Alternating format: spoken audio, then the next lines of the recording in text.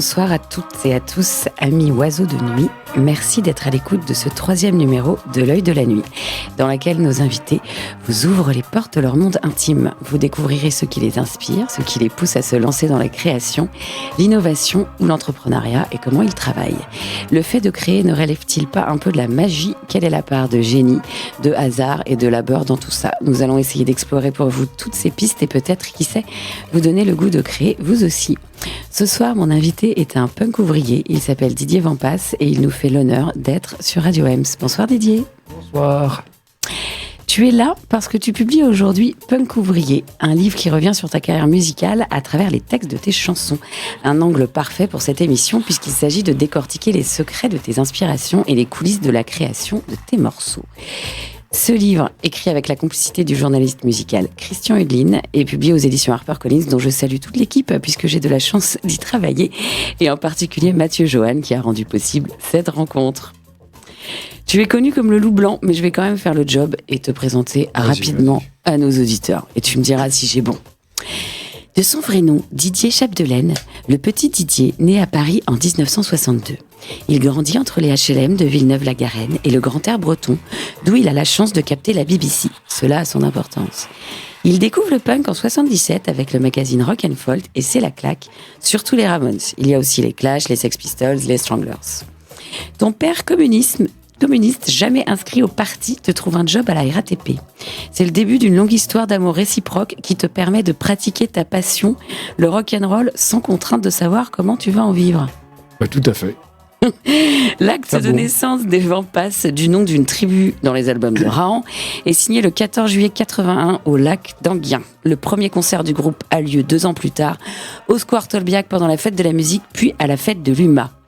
Didier Vampas, c'est 13 albums en 40 ans, plus de 1000 concerts que tu poursuis actuellement avec le groupe que tu formes avec ta femme, Sugar and Tiger, et je crois qu'il y a tes fils aussi. Ouais, il n'y en a plus qu'un, le grand arrêté, mais bon. Ah, c'est la vie. La crise de la trentaine. Et puis, des reprises de tes chansons avec une contrebasse dans Didier Vampas Psycho-Attack. Ouais. Et pour t'écouter, c'est demain soir en showcase et dédicace à la brasserie Mire de Romainville. On t'embrasse, Jérôme. Et le 6 décembre à la Marbrerie de Montreuil. Est-ce que j'ai bon ? T'as tout bon jusqu'à présent, ça peut aller. Ok, wow. Eh ben, c'est parti pour la première partie de cette émission pour découvrir ton processus de création à toi. Oh là là là.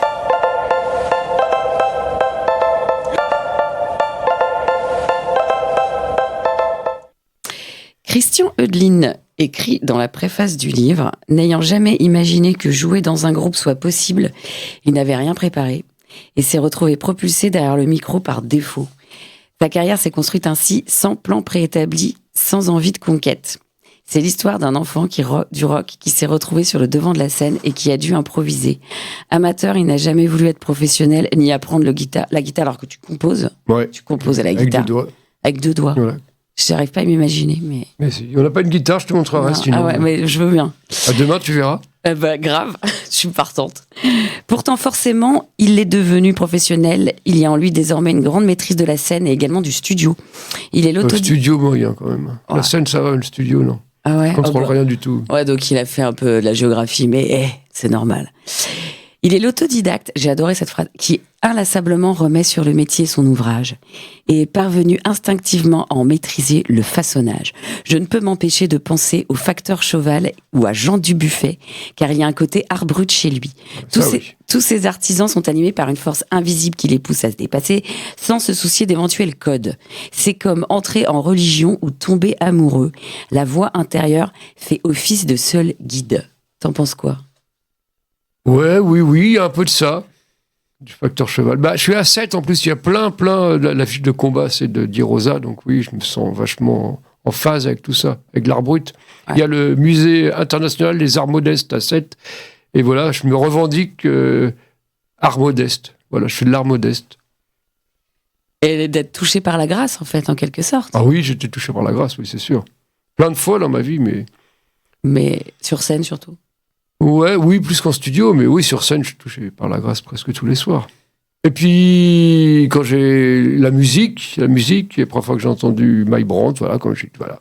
C'est ma première émotion musicale, c'est bizarre, mais c'est My Brandt. Et après, voilà, tout le reste. Mais ça a commencé par My Brandt, qui sort un jour. Ouais, c'est vraiment... Mais c'est vrai, un jour. Je l'avais en tête hier. J'avais 10 ans, et il y a 10 ans, un jour, la musique te prend et te lâche plus jamais. Ouais, bah c'est l'état de grâce, en fait. L'état de grâce, je sais pas, faut se battre pour l'état de grâce quand même. Mais justement, est-ce qu'on peut dire que devenir artiste, entre guillemets, ça t'est tombé dessus? Ou t'avais le sentiment que c'était ton destin? Ah non, je sais pas, c'est quand j'ai découvert le rock'n'roll, c'est devenu toute ma vie, mais je faisais qu'en écouter, et je pouvais même pas rêver faire un groupe, quoi. J'étais un petit mec de banlieue qui avait pas de copains, mal dans sa peau, comment je pouvais imaginer, quand j'écoutais les groupes, tous ces disques dans ma chambre au casque la nuit, comment je pouvais imaginer un jour faire un concert et faire des chansons? Non, c'était impossible pour moi. Mais quelque part, au fond de moi, il y a ce truc-là, mais ça me semblait tellement impossible. J'étais tellement loin de ça. Ouais, mais t'as cru... Non, c'est un peu les rencontres. J'ai rencontré un autre mec au lycée. On était deux, un batteur, voilà, Francis. Et déjà, on était deux, donc on était une bande, deux. C'était bien. Voilà. Et après, comme tu étais sur le lac d'Anguin, le 14 juillet 81, on a rencontré 3 autres punks et on a fait un groupe tout de suite. Et j'ai essayé la basse pendant 15 jours, puis non, ça allait pas du tout, donc j'ai fait chanteur. Ok. Et justement, tu te définis comme un artisan? Non. Ou un artiste de la musique, tu vois Je suis plutôt artiste qu'artisan. Artiste, modeste, voilà, mais artiste. C'est plus une démarche artistique que artisanale. Ok. Artisanal, c'est bien savoir faire son travail, être à fond dedans, être un maître artisan. Moi, c'est pas ça du tout, je joue de la guitare avec 2 doigts, je suis pas du tout un bon artiste. Un bon artisan, je veux dire. Mais t'es un bon artiste. Bon artiste, je sais pas, mais artisan, je suis très mauvais artisan.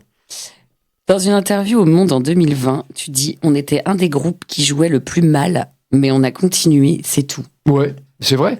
On était les plus mauvais quand on a commencé.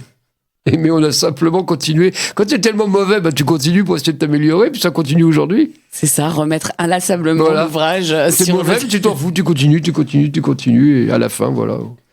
Les autres arrêtent, et puis nous, on continue. Non, mais en parlant de ça, aujourd'hui, je vois les mômes, ils font des groupes, ils ont 18 ans, ils jouent méga bien, ils ont toutes les influences, ils ont les instruments, ils connaissent tout, ils jouent. Je dis, mais qu'est-ce qu'ils vont faire en 2 ans? Ils jouent déjà super bien de la guitare, ils connaissent tout, et les groupes, au bout de 2-3 ans, ils peuvent plus continuer. Moi, je suis tellement mauvais que il faut que je continue. Mais eux, des fois, ça me fait peur quand je vois les mômes, comment ils jouent. Ah, ils ont fait du solfège. Et en plus, puis aujourd'hui, avec Internet, en 6 mois, tu connais tout, t'as tout écouté, t'as toutes les bonnes références, le bon perfecto. Mais bon, c'est pas tout. Hein. Les bons lacets, de la bonne couleur. Ouais. Et justement, c'est quoi le secret de ta longévité? Ne pas se prendre la tête? Savoir se renouveler, avancer? C'est de pas vouloir arrêter. Puis je sais rien faire d'autre. J'ai pas d'autre moyen de m'exprimer. Tu vois, j'ai envie de vivre, donc de m'exprimer, de participer, si possible, au monde, d'apporter mon petit truc pour que le monde aille mieux, et je sais faire que du rock'n'roll. J'ai rien faire d'autre. Si demain je m'exprime en faisant de la peinture ou en jouant du piano, je suis pas sûr de réussir à toucher les gens. Alors que par le rock'n'roll, j'arrive un peu à toucher les gens, donc tant mieux. Eudeline a écrit dans la préface « L'un de ses grands talents est d'avoir toujours su très bien s'entourer de guitaristes, entre autres, un élément essentiel dans le rock. » C'est un peu les hasards, ça aussi. C'est à part pas Marc Police, non, j'ai jamais rien recherché. C'est toujours, les musiciens sont toujours arrivés par hasard. Le bassiste Jean-Mi, il a arrêté les satellites. Nous, on n'avait plus de bassiste. 15 jours après, il venait dans les Vents Passe. On l'a gardé, et puis on joue toujours avec. Et c'est toujours un peu des hasards, des rencontres. C'est plus humain que musical. Toi, Tony, par exemple, on l'a plus pris pour son look que pour son jeu de guitare, comme je dis toujours. Des fois, c'est plus important d'avoir un musicien que la dégaine que le jeu. On s'en fout comme je joue de la guitare, en vrai. Ouais, c'est important, le look du groupe. Non, mais le look, et puis ce que les gens dégagent. Un bon guitariste, il y en a plein. On s'en fout. Alors, est-ce qu'il te faut des conditions particulières pour écrire des chansons et composer? J'ai lu que tu dictais pas mal et que ça t'arrivait de composer une chanson en jouant de la batterie, mais j'ai pas bien compris comment ça. C'est il y a longtemps, je faisais ça. Comment? Voilà, comme tu fais comme ça. Baby, you know what I love about you and I never got your love. Voilà, tu fais ça, puis voilà. Et après, tu mets des paroles là-dessus, et puis ça fait une chanson. Ok, je vois mieux. Voilà. Et la guitare, c'est pareil. Je mets les doigts au hasard. En vrai, j'ai jamais écrit une chanson. Elles sont là, les chansons, elles existent. Je mets mes doigts sur la guitare, et je commence à chanter tout de suite, et je me laisse porter. Et les chansons, elles naissent comme ça. C'est pas moi qui écris. Ça fait du bien de savoir que c'est pas toi qui écris. Les chansons, elles sont là, hop, tu les attrapes, et puis... Comme elles viennent. Comme elles viennent, elles sont là, elles existent, tout est déjà là, tout est déjà... Mais tu disais que tu arrivais même en studio, même un studio prestigieux, tu t'arrives les mains dans les poches, quoi. Parce que c'est plus facile, enfin, ça t'inspire plus. Bah, t'es obligé d'écrire, t'es obligé, il faut chanter dans un quart d'heure, t'as pas le choix, et t'écris des trucs que t'écrirais peut-être pas, ou alors que tu corrigerais. Là, c'est le premier jet, et c'est vrai, et ça reste. Et souvent, j'ai fait ça. Après, mes maisons de disques sont pas toujours contents, mais bon. Ah oui, on voit des maquettes et tout, bah, pas besoin de maquettes. Surtout maintenant, je pense. Bah si, là, tu vois, par exemple, on n'a plus vraiment de maison de disques, et je sais pas, il y en a qui voudraient des maquettes, mais je sais pas. J'ai rien fait, bon. J'ai rien foutu pour l'instant. Ouais, mais je pense que tu peux t'en dispenser. Non, des maquettes, oui, enfin moi, oui, en tout cas. Après... à ton avis, quelles sont les qualités les plus utiles dans le fait de créer, dans le fait d'écrire, dans le fait de... Enfin... j'en sais rien, pour moi, je peux pas parler pour tout le monde, je sais pas comment les gens créent, tout le monde crée différemment, je pense. Moi, j'ai besoin de l'urgence. Okay. Voilà. Ouais, c'est ce que tu disais. Sauf pour la musique, j'en fais tout le temps, les chansons. Je prends ma guitare régulièrement, et j'écris des chansons, j'en ai plein, des chansons. Des mélodies, j'en ai plein, de la musique, j'en ai plein. C'est les paroles qui sont plus dures. Ok, tu vas nous en... C'est plus dur, les paroles. Faut vraiment que je sois le dos au mur pour écrire des paroles. Ok. Mais je suis pas le seul, hein. Gainsbourg faisait pareil, il y a plein de gens qui faisaient ça. Pas tous, il y en a comme Brassens qui, eux, reprennent leurs textes. Quand tu vois le boulot de Brassens, moi, c'est pas du tout ça. Tu disais dans le bouquin que tu n'étais pas forcément un poète. Tu disais, moi, j'écris parce que j'ai besoin d'écrire et que ça sort comme ça. Ouais, mais est-ce que c'est de la poésie? Je sais pas. Ouais, c'est une forme de poésie. Oui, pour moi, c'est quand même plus de la poésie qu'autre chose. On a plus besoin de poésie dans ce monde que d'autre chose. On a beaucoup besoin de poésie. Beaucoup. De plus en plus. De plus en plus de poésie, ouais. Ta plus grande fierté?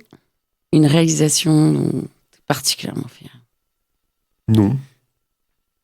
Je regarde. Ton échec le plus constructif? Bon, j'ai pas d'échec vraiment parce que je m'en fous.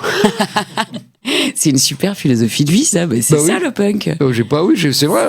C'est jamais des échecs parce que je me mets jamais à fond dedans. Je me dis pas ce disque-là, c'est le disque de la maturité. Putain, je vais me battre pour qu'il marche. Non, je m'en fous.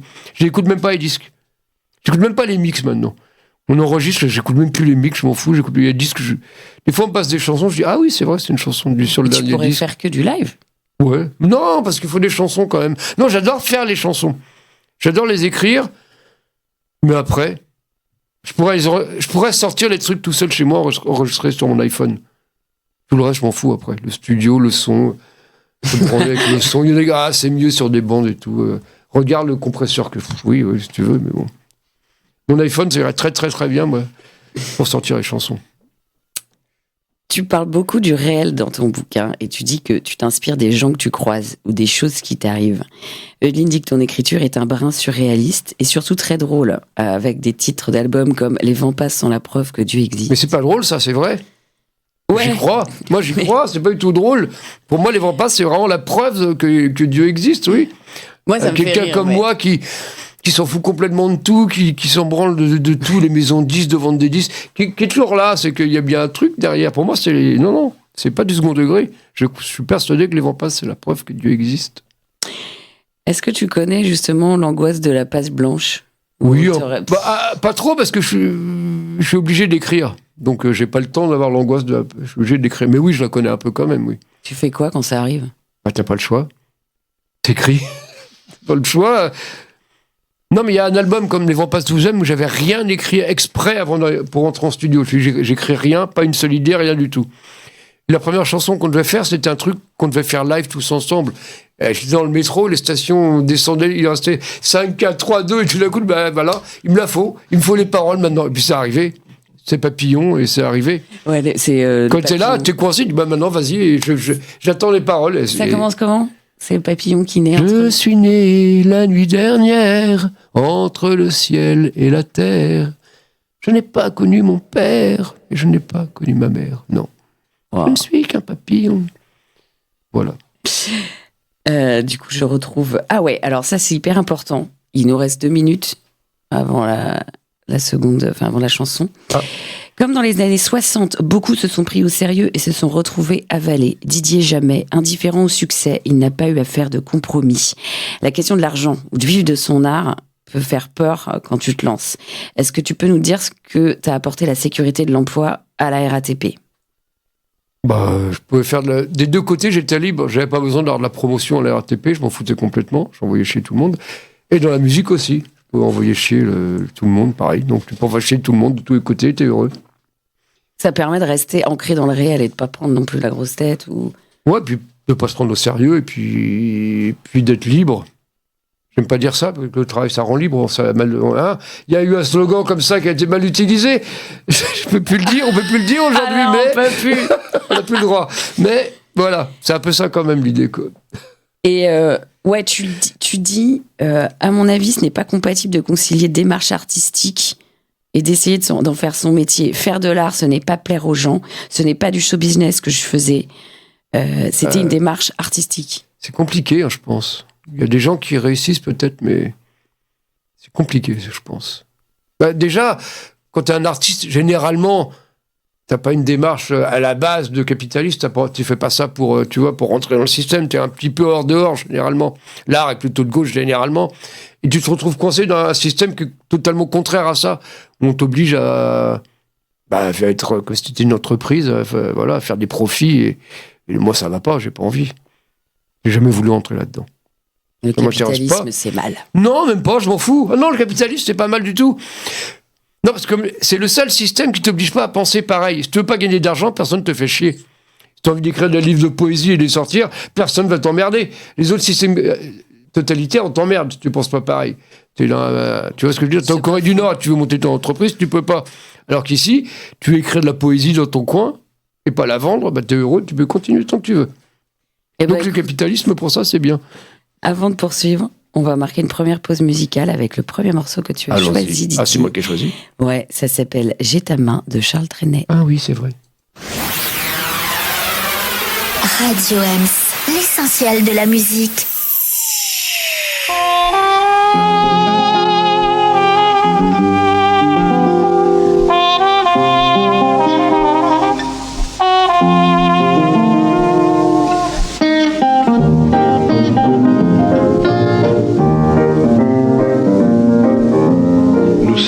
Allongé sur l'herbe de l'été, il est tard, on entend chanter des amoureux et des oiseaux.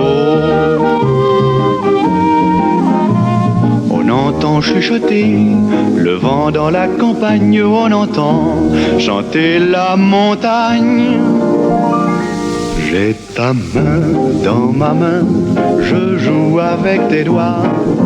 J'ai mes yeux dans tes yeux, et partout l'on ne voit que la nuit, belle nuit, que le ciel merveilleux qui fleurit tour à tour, tendre et mystérieux. Viens plus près, mon amour, ton cœur contre mon cœur, et dis-moi qu'il n'est pas de plus charmant bonheur que ces yeux dans le ciel, que ce ciel dans tes yeux, que ta main qui joue avec ma main. Je ne sais rien de toi, tu ne sais rien de moi, nous ne sommes que deux vagabonds, toi fille des bois, moi mauvais garçon. Ta robe est déchirée, je n'ai plus de maison, je n'ai plus que la belle saison.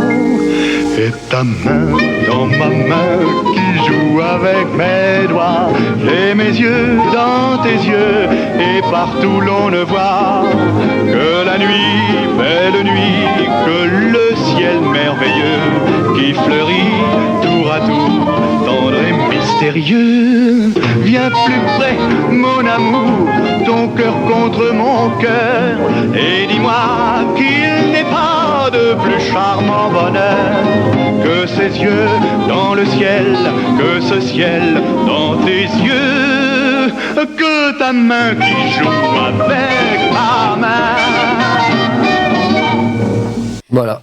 On a traînais. tous des étoiles dans les yeux. Bah et oui, moi, j'ai la chair de poule. moi, c'est mon idole, c'est le plus grand poète français. Et c'est, voilà. What else Ouais. ses paroles, ses chansons, la musique, tout, c'est merveilleux. Tu l'as découvert avec tes parents? Non, tout seul après. Mes parents écoutaient. Peut-être, heureusement, mes parents écoutaient pas Trenet, donc j'ai découvert tout seul. Je connaissais juste La Mer, qui est pas ses meilleures chansons, pour moi. Voilà, donc mes parents écoutaient Brel, Brassens, tout ça, mais pas Trenet. Bah, tu sais, ce communiste, mes parents, Trenet n'était pas vraiment. C'était pas assez politisé, peut-être, je sais pas. Les autres étaient tous, tu vois, Brel, Brassens, Ferry, c'était quand même bien. Point levé. On parle même pas de Jean Ferrat, mais. Voilà, moi, dans Trenet, j'ai découvert tout seul. Et voilà. Et c'était là, pour moi, la révélation quand j'ai découvert Trenet. Et encore aujourd'hui, j'ai les poils sur toutes les chansons de Trenet. Quoi. Bah, j'avoue, ça m'a Ah, surprise, mais j'étais Bah oui. complètement. On était transportés à Franck. Oui, tout le monde. La génière t'entend pleurer. Enfin, Ouais. Et justement, on en passait à cette deuxième partie qui revient sur les origines de tout ça et toutes tes influences. Et dans ton bouquin, t'écris, ils étaient vachement ouverts, mes parents. Ouais, bon, jamais emmerdé. Du moment que tu gagnais ta vie, que tu bossais. Ouais, enfin, bon, je me fais chier. Et c'était vraiment les communistes d'après-guerre, quoi, tu vois, des humanistes qui étaient. Et on n'avait pas beaucoup d'argent, on habitait en HLM, on n'avait pas d'argent, j'allais en vacances chez mes grands-parents en Bretagne et c'est tout. J'ai jamais été en vacances, on n'allait pas au resto, tout ça, mais j'étais heureux. Enfin, j'ai toujours beaucoup lu. Voilà. Dès que j'ai su lire, j'ai lu beaucoup. Je disais que tu étais super bon à l'école jusqu'en 6e, Ouais. mais que tu tenais très mal ton crayon. Et je sais comment c'est traumatisant parce que j'ai eu ce problème. Ouais. Et que tu n'écrivais pas bien et que tu as décroché Ouais. après. Ouais, c'est bizarre, hein. J'étais premier de la classe, et arrivé en 6e, je suis mis complètement merdé. J'ai dit un Parce truc, que tu n'es pas rentré dans le moule. Ouais. Je suis pas du tout rentré dans le moule en C'est 6e. étonnant. Non, je n'étais C'est pas trop rebelle. bizarre, Hein. dis donc. J'étais pas rebelle au système, simplement, je sais pas, je me suis mis à plus rien foutre. Je sais pas pourquoi. Je sais vraiment pas pourquoi. Mais tu lisais Il n'y a pas de toujours. raison. Oui, je lisais toujours, ouais. J'ai beaucoup lu. Après, quand j'ai découvert la musique, je lisais moins. Je me suis mis tous les soirs, j'écoutais de la musique. Après, je me suis remis à lire. J'ai lu, mais petit, ouais, j'ai beaucoup lu. J'ai commencé par Oui, oui. Après, comme tout le monde, Le Club des 5. Après, Bob Moran. Puis après, c'était parti. On te Voilà. retouche à quel. Voilà. Après, voilà. Et Mais c'est important, là. C'est bizarre, je pensais à ça dans le métro, tu vois, en banlieue, il y a toujours des bibliothèques, on peut toujours lire, on peut toujours s'instruire, mais quoi qu'il arrive, on peut continuer. Les mecs, ils disent en banlieue, on n'a rien. Mais si, il y a les bibliothèques. Il y a les bibliothèques, moi, j'avais rien non plus, et j'avais la bibliothèque. ouais, c'est hyper. Le tissu des bibliothèques est quand même Ouais, assez c'est quand même important, répandu ça. en France, Ouais. en fait. Donc, Ah ouais, on a tous la chance d'avoir plein de bibliothèques partout. moi, j'ai plein de livres, j'achète plein de livres, mais je vais aussi à la bibliothèque. Ça m'a- Et justement, pour en savoir un peu plus sur comment t'en es arrivé là, tu dis avoir été très déçu par Bowie sur scène et que ta révélation a été le concert des Cramps à Bobino en Ouais. 81. Est-ce l'instant zéro de ta vocation? Oui, quand même. Sur scène, oui, ça a été la révélation, les Cramps. Ouais. Oui, bah oui, j'étais méga fan. Et j'ai été le voir au premier concert, c'était au pavillon de Paris. Là. Oh, il se passait rien. J'étais loin dans une grande salle, assis. Puis tu vois le mec à, je sais pas, à 100 mètres, et puis il se passe rien sur scène. Non, là, j'étais très, très déçu. C'est parce que t'étais assis ou c'est parce que lui bougeait pas? Enfin, Les deux, le concert n'était pas bien. J'ai le disque, c'est le disque qui a été enregistré, le live de 78, là, mais c'est pas bien, ce disque, de toute façon. C'était bien, c'était les Spider from Mars avant, mais bon. Et donc les voilà, Cramps, j'étais il très s'est déçu. passé quoi? Les Cramps, il n'y avait plus de service d'ordre, je sais pas ce qui s'est passé à Bobino, c'était le bordel, tout le monde était sur scène, c'était n'importe quoi. Et tous les soirs, j'essayais de recréer du n'importe quoi. Et t'as J'essaie vraiment chanté, de et faire t'as ça. chanté avec Ouais, il était assis contre. On était sur scène, on faisait les barrières, quoi, en gros, et il chantait appuyé contre moi, Lux, et c'était un grand moment de. Je suis sorti de là, je planais, je marchais plus par terre. Et tous les soirs, j'essayais de recréer un gros bordel. Voilà, en vrai, j'essaye de foutre le bordel sur scène. La plupart des gens essayent de faire un show bien carré, que ce soit bien, qu'il n'y ait pas de problème. Moi, je déteste ça quand il n'y a pas de problème. J'essaie de les créer quand il n'y en a pas. C'est là où ça devient bien, quand ça dérape. Mais c'est dur à faire déraper, des fois. Ah, et quand ça prend pas? Ouais, bah, ça finit toujours par prendre maintenant. Ça finit toujours, ça marche. Non, mais c'est vrai, hein. Je crois qu'il y a rarement un concert qui prend pas. J'arrive toujours à faire quelque chose. Tu parles pas mal dans le livre des. Mais au début, ça a été dur. Ouais. Ah, c'est très, très, très dur. J'ai mis longtemps. À faire- Les à premiers faire bouger. concerts, tu sais pas. T'arrives là, qu'est-ce que je fais de mes mains, comment je fais, tu sais pas. Tu sais pas quoi faire. C'est dur, le premier concert. J'ai mis des années à réussir. Bah, c'est pour ça que tu as une telle longévité, c'est que tu apprends. Ah, j'apprends tous les jours, ça c'est sûr. Et tu as quand même quelqu'un que tu aimais beaucoup, que tu as découvert juste avant qu'il meure, c'est Elvis. Tu parles aussi du livre. Dans le livre, tu parles du rockabilly, des Rubettes, Oui, Robert, c'était important pour moi. des Ramones, Ah bah comme oui, le alors plus là, grand alors là- groupe de tous les temps. Bah oui, et de loin. Et alors, quels sont les artistes qui t'inspirent ou que tu admires? Tu parles notamment de Coluche et tu dis que c'est notre Sex Pistols à nous. Bah oui, nous on a eu Coluche, eux ils ont eu les Pistols en Angleterre, parce que c'est un pays rock'n'roll, les Pistols ont foutu le bordel vraiment dans la... Et Coluche aussi, il était une importance folle quand même.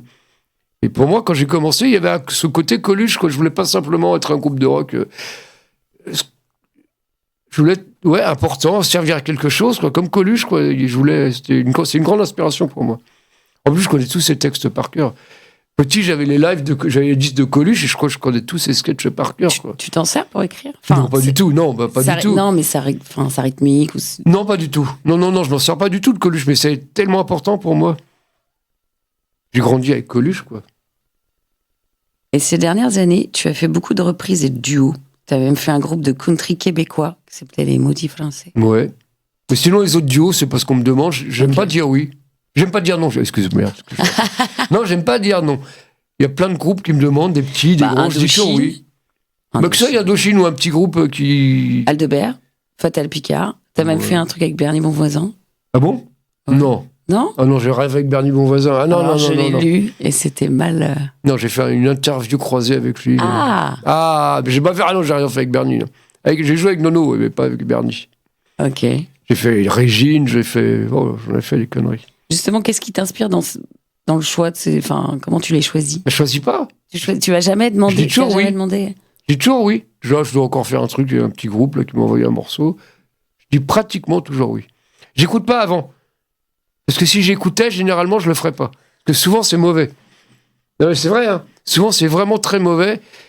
Et j'écoute jamais avant, comme ça, j'arrive, faut bien que je le fasse. Je sais que c'est très bouddhiste, ça, une pensée positive, d'accueillir ce qui se passe et de toujours dire oui. Oui, je savais pas, mais oui.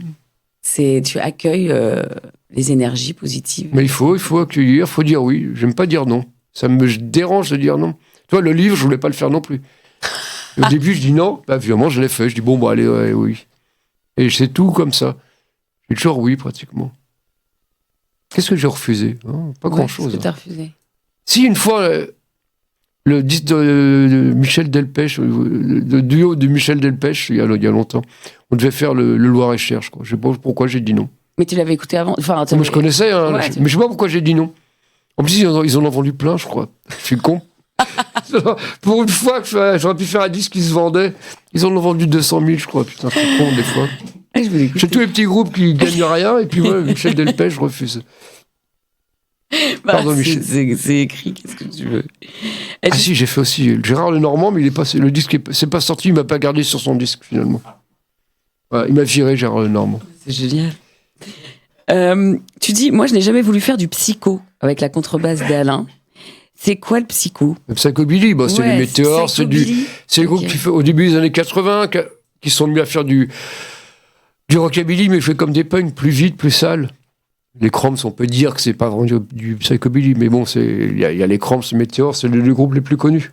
Et moi, je m'en foutais un peu. Alain voulait faire du psycho, donc on a fait un premier disque un peu psycho, mais pas, voilà. Je voulais pas rester cantonné dans quoi que ce soit. Je voulais faire du rock'n'roll, j'aimais plein de choses. Et je veux tout faire, quoi. Je veux tout ce que j'aime. Le twist, le glam, la variété. Je veux pas rester bloqué parce que ça se fait pas, non, on fait pas ça. Voilà, c'est chiant, ça. Il y a les puristes comme ça. Il y en a plein, et c'est chiant. Et dans le punk aussi. Dans le punk, c'est horrible, c'est horrible. Non, je déteste ça. Moi. Si je veux faire un slow, je fais un slow. Et t'as fait une reprise de... Mais je l'aime beaucoup, cette reprise. Du tube de Patrick Juvet, Où sont les femmes? Ouais, parce que pourquoi ce titre? J'en sais trop rien. Pourquoi on a fait ça? J'aime bien Patrick Juvet. Ouais, pour la variété, le côté variété, t'as toujours dit que et je suis un fan de Patrick Juvet, mais pourquoi on a fait cette chanson? Je ne sais pas pourquoi. Elle sonne bien. Parce qu'elle est bien. Il n'y a pas de raison. On avait fait un disque de reprise, on avait fait ça, on a fait Je pense à toi de Amadou et Mariam. Mm-hmm. On est à Montreuil, hein, voilà. Et j'ai fait toujours sur scène avec Sugar and Tiger d'ailleurs. Je pense à toi, mon amour m'a bien aimé. On la joue tous les soirs. Et voilà. Et puis, il y a Faudel aussi. Tellement une brique. Et là, je fais un yaourt arabe, c'est pas mal ça. Tellement handbrake, je crois. Voilà. Je rêve de toi. Tellement je t'aime, je rêve de toi. Tellement je t'aime, j'ai pensé à toi. Je sais pas, il y avait ça avant un concert. Je me suis dit, tiens, on va la jouer ce soir. Et puis on l'a gardée. Enfin, on l'a jamais rejouée depuis. Ouais, celle-là, on la joue pas, celle-là. Cette chanson. Eh ben, écoute, Mais voilà, c'est tout un peu comme ça. c'est selon Pas très réfléchi et pas calculé. Ouais, mais du coup, la spontanéité, c'est aussi ce qui fait. Ce qui fait qu'on s'amuse et que c'est rigolo et qu'on est content d'être là et qu'on se prend pas la l'inspiration. tête. Ouais. Tu es ouvert à. Voilà, comme tes parents. Voilà. Eh ben, on va passer à la troisième partie. Ouais. Sur. Radiums.fr. Sur Radio Rams. Sur l'identité du créateur, c'est quoi être artiste? Attends, je te vois faire la grimace. Et c'est définir comme tel face aux autres et à la société. C'est un peu pompeux comme ça. Ouais, Mais un peu. punk ouvrier, c'est une identité assez précise et forte que tu revendiques. Explique-nous ce que ça veut dire. Bah, punk ouvrier, c'est comme les prêtres ouvriers. Dans les années 60, il y avait les prêtres ouvriers, des prêtres de gauche qui décidaient d'aller à l'usine, travailler comme tout le monde, qui prêchaient pas vraiment l'évangile aux ouvriers. C'était pas le but, c'était de partager la vie des ouvriers. Et moi, j'avais fait un peu la même chose. Je travaillais comme tout le monde, je faisais les 3-8, pareil, mais j'avais une vie à côté. Un peu comme les prêtres ouvriers qui n'étaient pas que ouvriers. Et c'est une position assez bizarre d'être entièrement ouvrier, puis en même temps de ne pas l'être vraiment, parce que le soir, j'allais faire des concerts et que je relativisais tout ça. J'avais pas la même vie que mes collègues, quand même, qui avaient que le travail. Et il y a d'autres, t'en connais d'autres, des punks ouvriers? Il y en a, oui, il y en a d'autres. J'en ai d'autres qui font un peu de musique aussi à l'RATP. Pas à mon niveau, sans être prétentieux, mais voilà.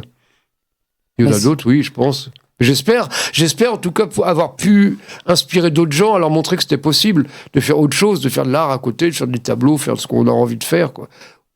On n'est pas obligé de faire que travailler, regarder la télé. Tu dis que t'as, pendant 2-3 mois, tu t'es essayé à la peinture et que t'as même fait. La pochette de Vous aime, ouais. Ouais. Ben c'est à peu près quand j'ai découvert Trenet et tout ça. À un moment, je me suis dit, mais qu'est-ce que tu veux que j'écrive? C'est plus possible, c'est trop bien, Trenet, je sais plus quoi écrire. Et je me suis mis à la peinture, ça a duré 3 mois. Et t'es plus jamais revenu à la peinture? Plus jamais. J'ai fait la pochette de Vous aime et puis voilà, j'ai arrêté. Pourtant, je suis à 7. Tout le monde fait de la peinture à 7. Tout le monde fait de la peinture. C'était pas peintre à 7. À cause de la lumière? À cause de, je sais pas, de quoi, mais tout le monde est peintre. Quand il y a les ateliers d'artistes, il y en a des centaines. Tu marches dans la rue, une porte sur deux, c'est un atelier d'artiste. Tout le monde est artiste à 7. À Montreuil, c'est un peu mais ça. Oui, mais c'est un peu l'ambiance de Montreuil, 7.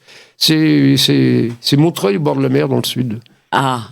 Mais c'est vrai, il y a c'est les deux seules villes que je connaisse, c'est Montreuil et 7 qui soient comme ça. Est-ce que tu penses que pour être artiste, il faut être un peu fou? Bah, un peu quand même, oui, hélas. Non, mais c'est vrai. Un punk dans l'âme, en fait. Non, punk ou pas punk, mais oui, il faut être un peu... Bah, c'est toujours délicat, il faut essayer de ne pas être trop fou, justement. Il faut essayer de ne pas être fou, de ne pas franchir le Rubicon. Ouais, pas basculer dans... le fait que je ne boive pas, ça aide à ne pas devenir trop fou non plus. Je sais pas comment, j'aurais pas pu continuer en picolant. Ouais, pas simplement pour la santé, même dans la tête, quoi. C'est déjà dur de gérer... Quand tu es devant les gens sur scène, les gens viennent te voir et... Que ce soit dans un bar devant 50 personnes ou devant 3000 personnes, c'est les gens qui viennent te voir, toi, t'es là, entends le chanter, les gens te regardent, sont venus te voir, et c'est bizarre comme sensation. C'est pas normal, quoi. Tu vois, là, je te parle, ou toi, on parle à deux, et quand tu es devant plusieurs milliers de personnes, tu peux pas être normal, quoi. Tu vois, tu es obligé de dégager quelque chose de vachement plus fort, et c'est pas évident à gérer. Non, mais t'as des artistes qui, au contraire, pour conjurer le trac, ouais, et se mettre la tête à l'envers. Oui, il y a des gens qui sont jamais montés sur scène sans avoir à jeun, ouais. Et moi, je pourrais pas. J'ai pas la constitution pour ça. Okay. Je sais que Robert Smith n'est jamais monté sur scène à jeun, par exemple. Mais bon. Aujourd'hui, il est tout bouffi, du coup. Voilà. Contrairement à toi. Je suis pas bouffi. J'ai d'autres défauts, mais je suis pas bouffi. Merde. Est-ce que, justement, il faut une sorte d'hypersensibilité pour créer, avoir des failles, des choses que... Ah bah oui, ça c'est sûr. Au départ, déjà, pour pouvoir faire ça, oui, il faut avoir oui, pas bien dans sa peau, à la base. C'est ce que tu disais. À la base, c'est pas bien dans ma peau. Après, je suis devenu, mais à force de travail sur moi. Mais Et est-ce que la musique t'a aidé oui, bien sûr. Bien plus qu'aider. Oui. M'a aidé à sortir de tout, physiquement de ma banlieue, et puis dans ma tête de ma timidité et de mon mal-être. J'ai jamais eu un mal-être profond non plus. Le fait que j'avais pas de problème avec mes parents et que je m'ennuyais un peu, tout simplement. La vie, voilà, je lisais, j'écoutais de la musique, mais j'aurais eu besoin d'autre chose. J'aurais pas pu continuer toute ma vie à faire que écouter des disques dans ma chambre. T'as été réformé du service militaire parce que t'as provoqué un entretien avec le psy en disant, t'avais coché la case suicide. Bah oui, c'est ce qu'il faut faire. C'est ce qu'il fallait faire. Et le mec que tu dis, qu'est-ce que t'aimes dans la vie? Et tu dis, rien. Juste le rock'n'roll. Et tu dis, faut pas faire l'armée alors. Oui. Mais non, j'étais honnête. Le mec, il me pose plein de questions.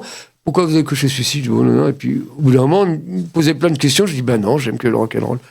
Ça n'a pas été dur de se faire réformer. Par contre, pour rentrer à la RATP, vu que j'étais réformé P3, il a fallu que je passe devant un psychiatre. Et là, c'est beaucoup plus dur de faire croire à un psychiatre que t'es normal. Là, je peux te dire que là, je dis, mais non, j'ai fait le con. Ah ouais, j'ai fait le con. Et alors? Oh là là. Et là, tu commences, oh merde. C'est beaucoup plus dur que de. Ça, ouais. À faire croire à un psychiatre que t'es fou, c'est facile. Mais le contraire, non, je suis normal, monsieur le psychiatre. Ah ouais. Oh là là, c'est dur. T'as dû faire plusieurs entretiens? Non, j'en avais fait qu'un, mais c'était très dur. Je n'étais pas du tout à l'aise. Alors, vous avez une fiancée? Non. Vous faites quoi? Oh, je sais pas. Oh là là, c'est dur. Du punk. Ouais. Ah oui, d'accord.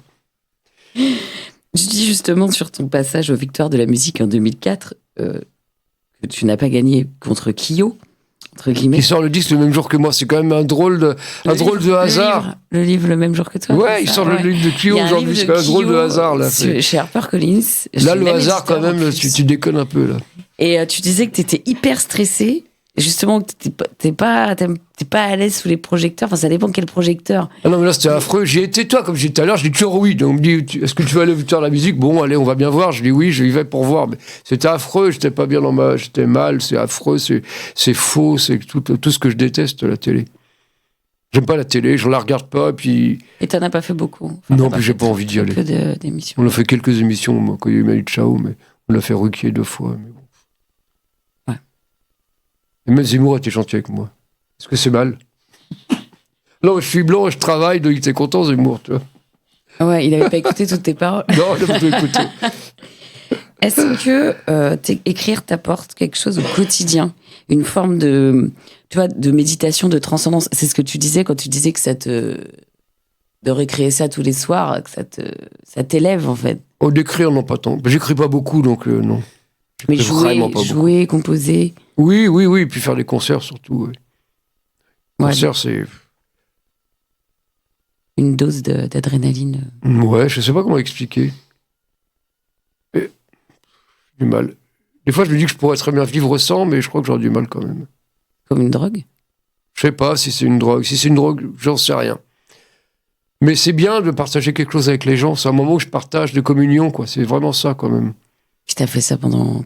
ouais, mais j'ai toujours l'impression... C'est tous les soirs, je monte sur scène et j'ai un peu le trac et je me dis, voilà, je sais pas ce qui va se passer, quoi. Tu sais, c'est comme un sportif. T'as beau être, je sais pas, je connais rien au foot, mais je vois Mbappé, là, évidemment, il joue comme un nul maintenant. Bah, toi, t'as beau être un des meilleurs joueurs du monde, parce que si tu fais des mauvais matchs, et ben tu perds. Enfin, tu vois, je veux dire, c'est pas parce qu'on a joué, on a fait 2000 concerts que demain, je monte sur scène et que c'est gagné, non. Faut se battre tous les soirs. Faut se battre contre moi, peut-être pas contre les gens, mais faut que je me batte. Et physiquement, c'est dur. Hein. Je donne tous les soirs. Je sors vidé. T'as eu un concert raté? Au début, ouais. Lui, on avait plein. C'était dur au début. Le pire qu'on a fait, c'était à Brest. C'était tout au début du Vent-Pas. C'était une des premières dates en province. C'était horrible. J'ai encore un souvenir de... Ça prenait pas? Ah, ça prenait pas du tout. On savait pas quoi faire. C'était mal. Ah! On était tombé en panne, en plus de voiture. On arrivait au dernier moment pour jouer. Enfin, bon, évidemment. C'était horrible. C'est toujours comme ça. Mais depuis, on rate rarement des concerts. Il y a des un peu mieux que d'autres des fois, mais quand tu donnes vraiment, quand tu sais comment donner. Lui, tu sais pas comment donner. T'as envie de donner, t'as envie de faire un truc et tu sais pas comment faire. Et ça, petit à petit, t'apprends et j'arrive à tout donner tous les soirs en tout cas. Donc je suis toujours content parce que de toute façon j'ai tout donné. Donc après voilà. Ouais. Les gens si les gens aiment pas, c'est pas grave. Tu peux pas être déçu. Du moment que tu donnes tout. Est-ce qu'il y a quelque chose que tu referais différemment? Non. Non, rien du tout, rien. J'ai aucun regret, aucun remords. Eh ben, dans l'intro du premier morceau de l'album Les vents passent vous aiment, on entend un homme dire « Le rock, c'est tout à fond. Qu'est-ce que vous faites chier à baisser vos merdes ?» À mixer vos merdes. À mixer vos merdes. C'était l'ingé son. Ouais, la gestion du studio d'à côté. C'est Claude Wagner, qui est mort depuis. Voilà. Et il était avec. Il était au studio d'à côté, puis il est rentré dans le studio, il dit « Mais vous faites chier à mixer vos merdes », et on a enregistré ça. Et le rock, c'est tout à fond. Et c'est resté cette expression. Et il y a une assoce qui porte. Ouais, à Montpellier, ça s'appelle la TAF. Ouais, tout à fond. Mais c'est vrai, le rock s'écoute tout à fond. Le rock, c'est tout à fond. Ça se fait tout à fond. Mais c'est vrai, c'est tout à fond. Il n'y a pas de conneries. C'est vrai, je m'en fous du studio. Le studio, c'est pas tout à fond, donc ça m'énerve un peu. C'est ça que j'ai du mal en studio. J'ai vraiment du mal que ce soit pas tout à fond. J'aurais envie de tout. Sur scène, c'est un moment de liberté totale, la scène. Tu fais ce que tu veux, personne ne peut t'arrêter, il n'y a rien. Tu es là, tu fais tout ce que tu veux. Le studio, c'est pas le cas. Toujours un ingénieur, on va refaire une prise, c'est chiant.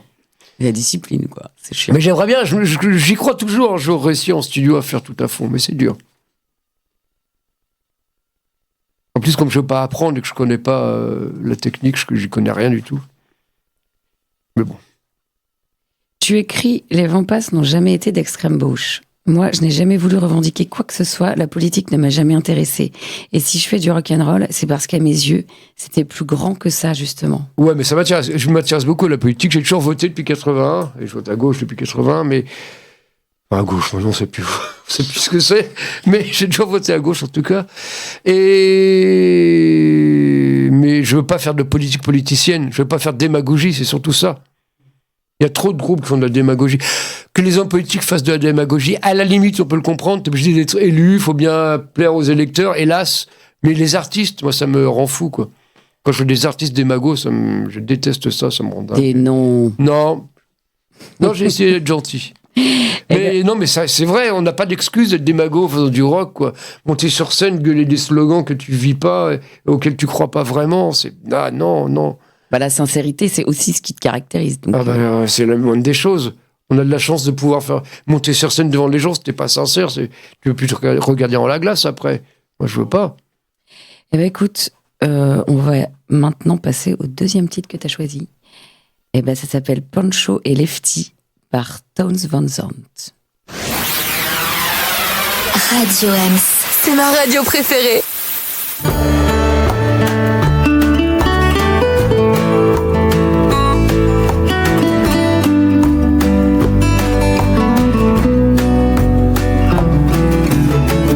Living on the road, my friend, was gonna keep you free and clean. Now you wear your skin like iron, your breath's as hard as kerosene. You weren't your mama's only boy, but her favorite one it seems. She began to cry when you said goodbye, sank into your dreams. Pancho was a bandit, boys. His horse was fast as polished steel. Wore his gun outside his pants for all the honest world to feel. Pancho met his match, you know, on the deserts down in Mexico, and nobody heard his dying words. Oh, but that's the way it goes. And all the federales say they could have had him any day. They only let him hang around out of kindness, I suppose. Well, Lefty, he can't sing the blues all night long like he used to. The dusty Pancho bitten down south ended up in a Lefty's mouth. But they that let poor Pancho low, Lefty split for Ohio, where he got the bread to go. Oh, they ain't nobody knows. And all the federales say they could have had him any day. They only let him slip away out of kindness, I suppose.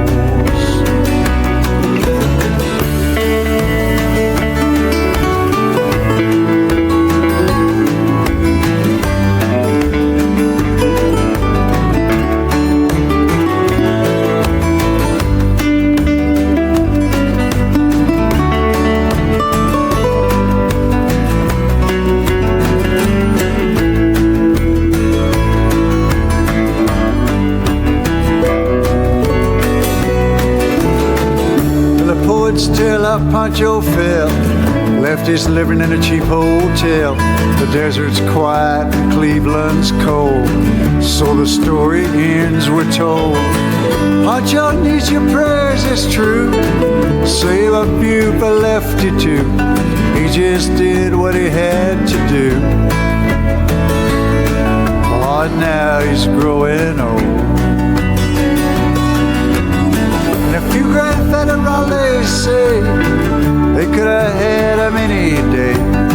They only let him go so wrong. Out of kindness, I suppose. A few great federales say they could have had him any day. They only let him go so wrong. Out of kindness, I suppose. Voilà, Stetson Bennington, pour moi, c'est le plus grand songwriter américain de tous les temps, bien devant Dylan. Mais il a mal fini. Voilà. Mais c'est bizarre, les gens que j'aime, souvent, c'est des gens, même les Ramones, qui finissent mal, qui ont des faiblesses, alcooliques, enfin, toujours la même histoire. C'est bizarre. Mais j'ai du mal avec les gens. Toi, comme disait Gandhi, c'est un peu la honte d'être riche et respecté dans une société injuste. Et quand tu vois Dylan, qui a le prix Nobel, qui est riche et respecté, c'est bizarre. Quand tu es un vrai artiste, tu peux pas normalement marcher, être riche et célèbre et reconnu quand vraiment tu es honnête et sincère dans cette société. Il y a un truc qui va pas. Et la plupart de mes idoles, c'est des gens c'est pas des gens riches et respectés. Bizarrement. Ou alors que je suis pas du tout artiste maudit, hein. Je suis pas du tout en train de respecter, en train de me dire, les artistes maudits, c'est bien. Non, mais dans les faits, des gens de la société où on vit, aux États-Unis, comment veux-tu être bien et inséré dans cette société? Ça va pas. Tu dois être mal dans cette société, normalement. Et en tant qu'artiste, encore plus. Voilà. Ou alors tu peux être connu sur le tard comme Terry Callier, qui va nous faire le générique du questionnaire de Proust, avec lequel je finis toutes nos émissions. Une sorte de portrait chinois de nos invités façon questionnaire de Proust.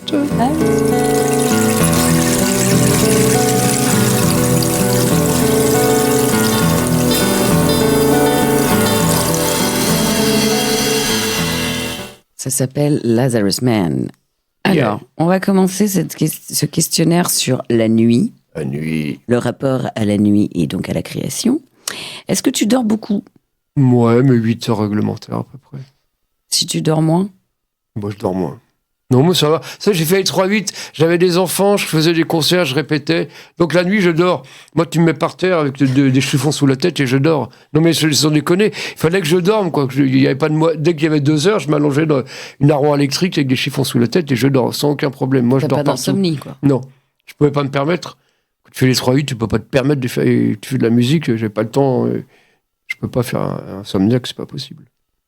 Je peux pas faire un insomniaque, c'est mort. C'est pas. Non, laisse tomber. Est-ce que tu crées, quand tu écris, quand tu composes, est-ce que c'est plus la nuit ou le jour? Ah non, le jour. Je crée jamais rien la nuit. Jamais en studio la nuit, jamais quoi que ce soit la nuit. Parce qu'il y a des gens qui bossent. Il y a plein de gens, la plupart des gens, ouais. Et moi, je déteste. C'est pas bien ce que tu fais la nuit. Enfin, pour moi. J'ai besoin du jour pour créer. Ok. La lumière. Parce que il y a un bouquin là récemment qui est paru sur les femmes et l'insomnie, et on disait que. Ah, ils font chier. Elle disait que on était plus libre la nuit. Ouais, mais moi, j'aime pas la nuit. J'aime pas. Je crée jamais rien la nuit. Il y a que le premier 45 tours qu'on enregistrait une nuit, parce qu'il n'y en avait pas d'argent et que le studio était ou gratuit ou pour presque rien. Donc, on a fait le premier 45 tours en une nuit, les 4 titres. Mais depuis, on n'a fait rien la nuit. Ok. Et si on commence de bonne heure, on commence à 10h le matin et on finit à 6h du soir. Si tu dois bosser avec quelqu'un qui aime bosser la nuit. Ah bah non.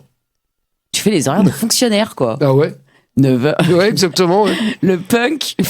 Non, mais j'ai besoin du jour. Moi, du jour, je déteste me lever tard.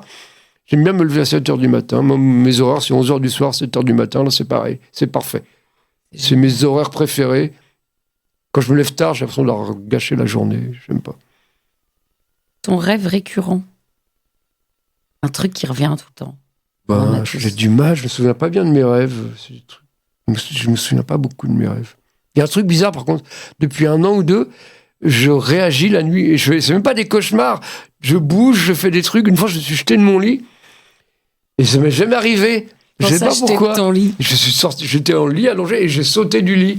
Et je me rappelle, ça, c'était une espèce. Et c'est même pas des cauchemars, là, c'était une espèce de dessin animé. Quelqu'un me tirait dessus, je me jetais derrière le comptoir. Mais c'est même pas des cauchemars. Et des fois, une fois par mois, pourquoi ça m'arrive, je me réveille, je fais des grands gestes dans le lit.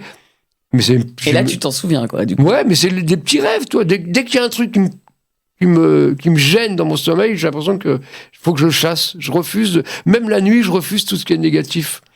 Et dès qu'il y a un truc négatif qui m'arrive la nuit dans mon rêve, je le chasse et c'est bizarre. Bah, je pense que c'est... Et c'est récent, ça, de me jeter de mon lit. 1 an ou 2. Ouais. Et tu te souviens pas de tes rêves? Non, les rêves, je m'en souviens pas vraiment. Ton cauchemar? Ton pire cauchemar? Non plus, petit, peut-être de tomber, enfin des trucs de base, mais j'ai pas vraiment de cauchemar. Une fois, j'avais vu un loup, mais j'avais vu Pierre et le loup avant, toi, mais c'est pas... Je fais pas de cauchemar, je fais jamais de cauchemar. Et ce qui pourrait être ton pire cauchemar dans la réalité? Oh là là là là.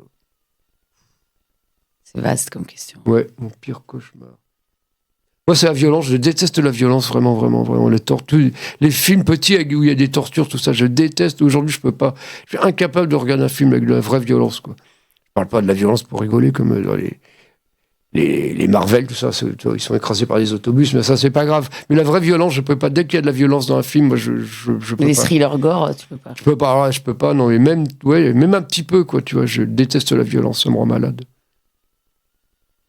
J'avais une question sur ta plus grande insomnie, mais aucune.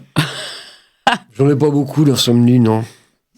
Un rêve devenu réalité. Bah, avant, j'en avais, tu vois, mais mais je dormais pas bien. Et quand je suis rentré à la RATP, que je faisais les 3-8, ça a été dur. Je disais, là, faut que je dorme et tout.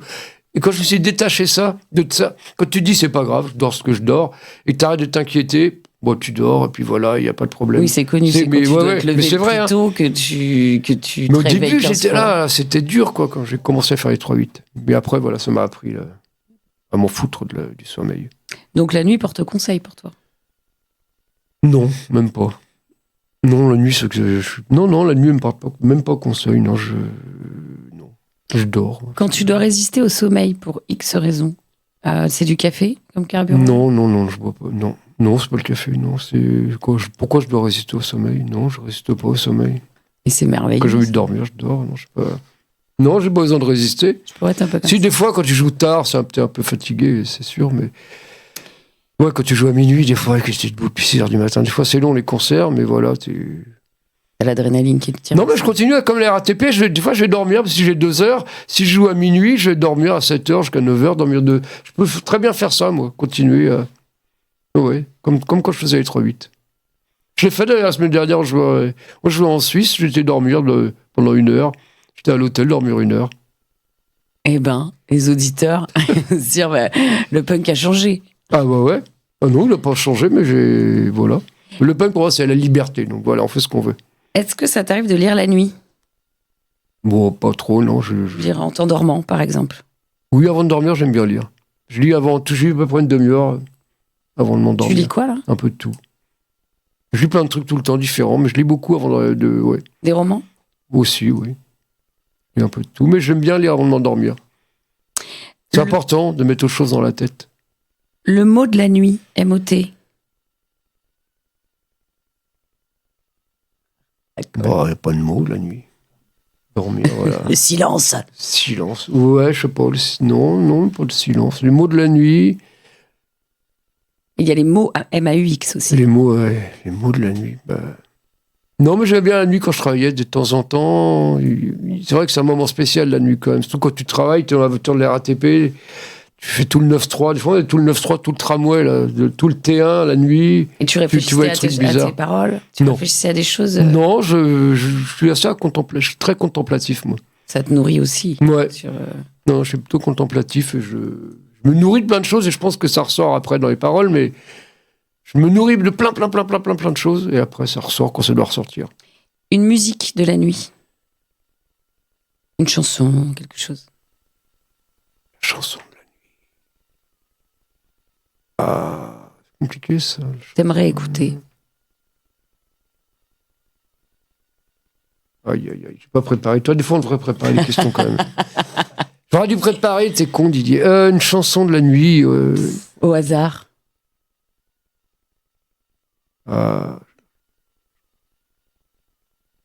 faut dire. Voilà. Mon joker. Ton joker. On va appeler un ami. Voilà. C'est quoi ta Madeleine à toi? C'est rien non plus. Ton petit truc, parce que Christian Hulin disait que lui, les vend pas, c'était sa Madeleine à lui. Alors. Ma Madeleine de Proust, je sais pas. Voilà, ça, je calme en fin d'interview. Mike Brandt. Oui, Mike Brandt, c'est un peu, oui. Mais c'est rempli, il y a plein de chansons. Mike Brandt, c'est ma Madeleine. Il y a plein de chansons bien de Mike Brandt. Plein. Mais le fait qu'il parlait pas français, peut-être, je pense que ça apporte quelque chose. C'est que des sentiments. C'est que des sentiments du fait qu'il n'y avait pas les mots, il ne savait pas ce qu'il chantait, c'était que de l'émotion qu'il dégageait. Et c'est important, je crois.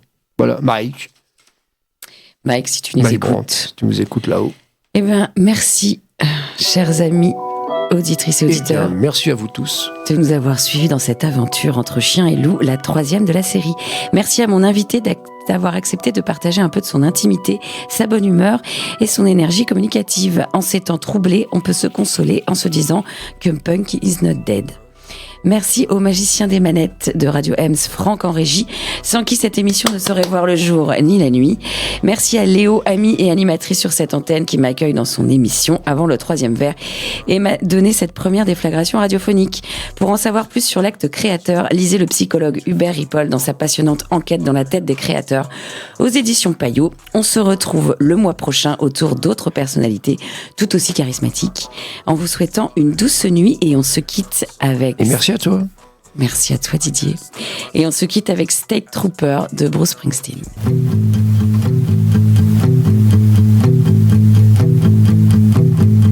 New Jersey Turnpike, riding on a wet night, 'neath the refinery's glow, out where the great black rivers flow. License registration, I ain't got none, but I got a clear conscience about the things that I've done. Mr. State Trooper, please don't stop me, please don't stop me, please don't stop me.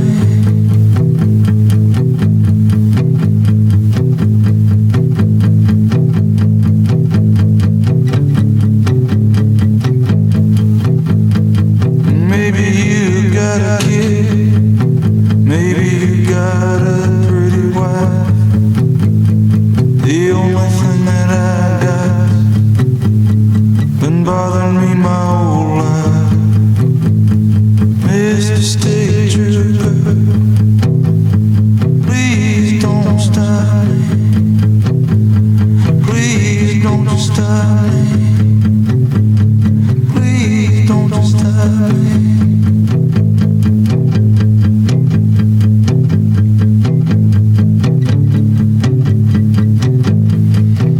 In the wee hours, your mind gets hazy. Radio relay towers, won't lead me to my baby. The radio's jammed up with talk show stations. It's just talk, talk, talk, talk.